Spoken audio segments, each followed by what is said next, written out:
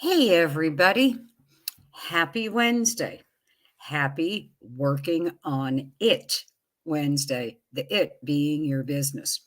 I realize I've kind of been a stranger here in this group, but I've been running a couple of challenges, and honestly, they've been taking up all my time.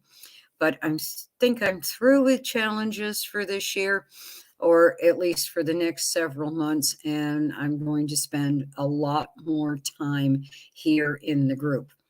So today, the it, as we're working on it, our business Wednesday, I thought I'd hop in here, excuse me, and share a couple of tips. One for makers about keeping track of craft fair sales, and another for designers with a who use spreadsheets or even want to use a spreadsheet to keep track of their pattern sales so that they can or you can make informed decisions about what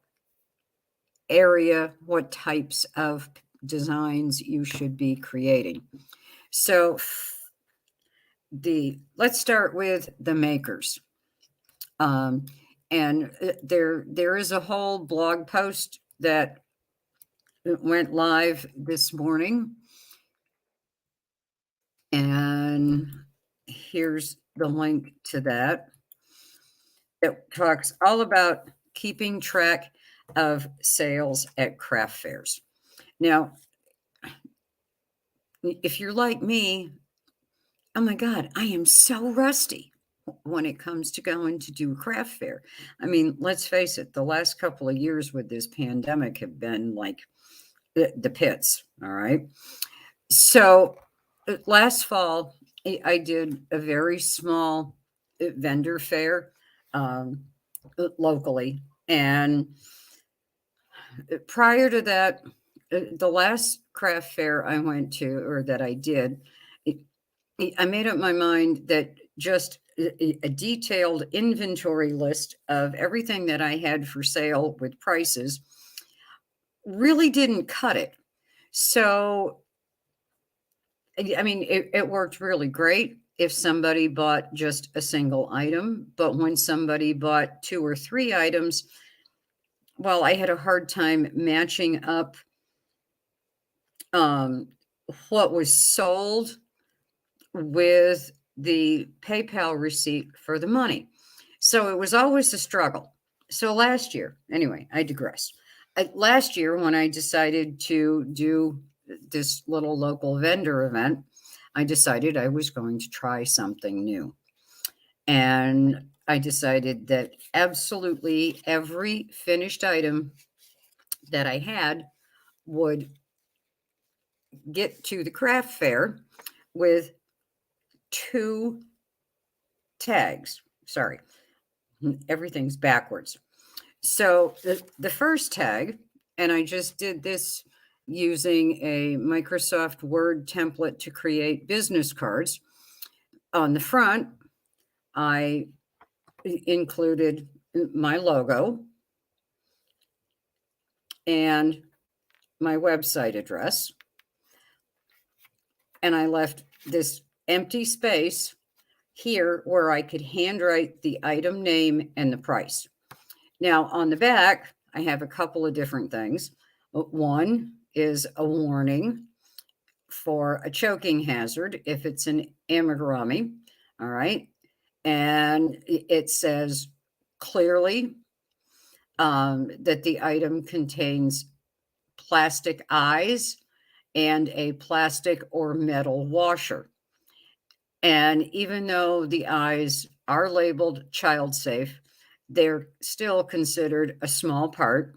And let's face it, kids can do what we can't, meaning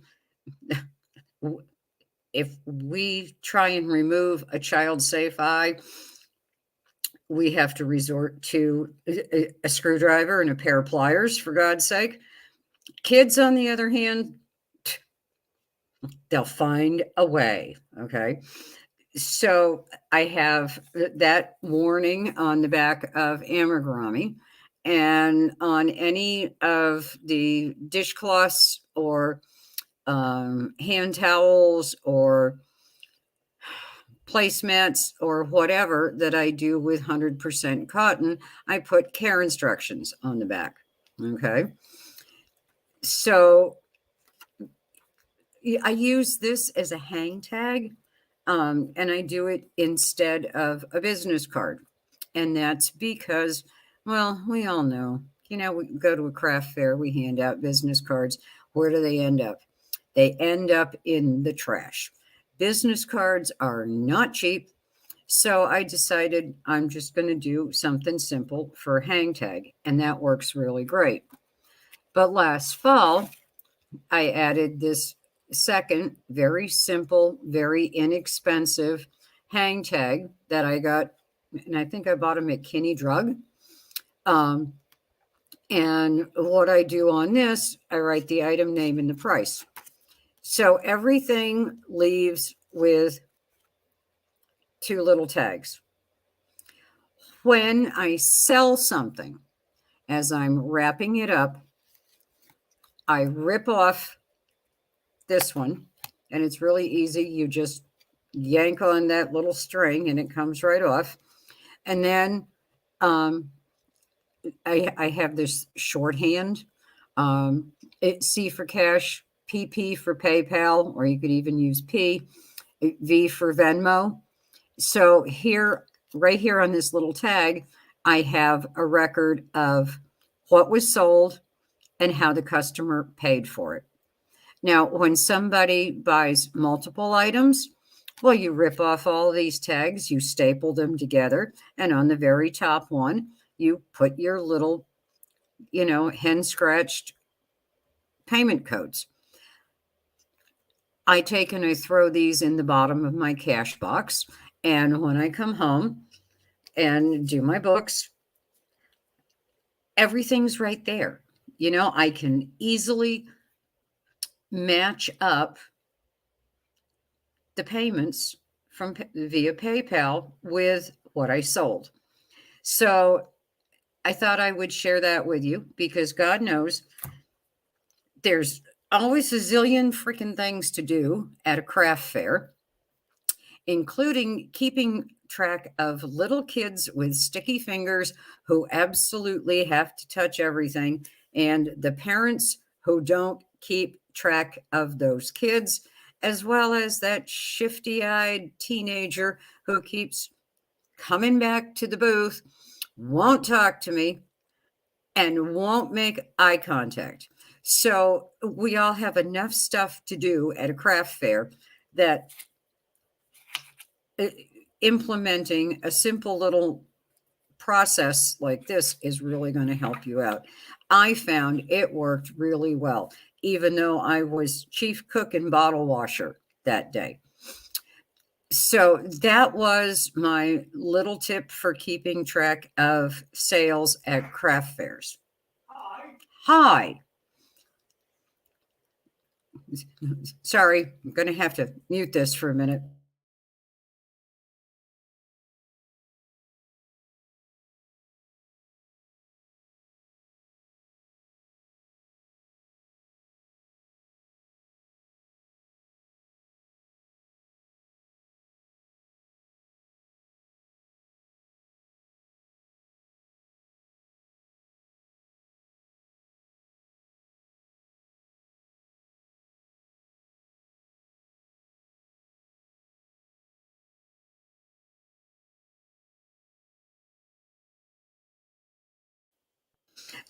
Sorry, my husband just walked through the door. So the other thing I want to show makers is a way where you can kind of keep track of how you did at a craft fair so that you can evaluate whether or not you want to go back and do that fair again. And again, this is just a simple little spreadsheet. So it's super simple. Just create a simple little spreadsheet, put the name of the craft fair up at the top, There's a line to record your sales, your PayPal fees, your booth fees.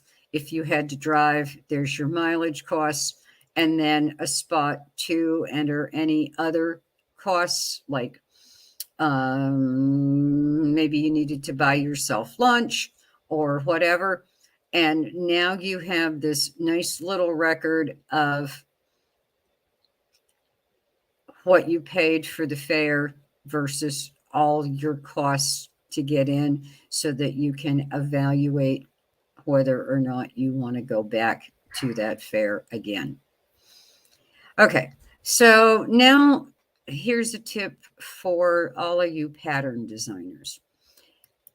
And let's say you want to keep track of how many you sold of each pattern.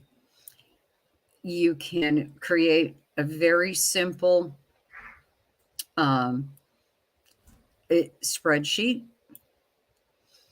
and over in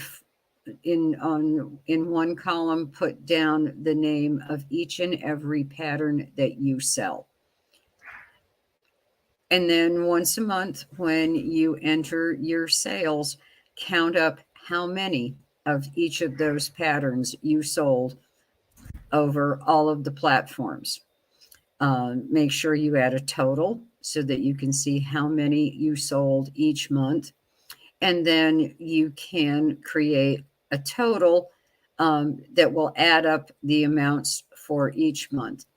Now, what this does is it allows you to see what is your best selling pattern or patterns. And this allows you to figure out where you want to focus your design efforts. Okay. So that's it. Those are my tips for this week. I hope you guys have all had a great week so far. And I will be back next Wednesday with another Working on It Wednesday tip. So thanks a bunch. Have a great day. Bye.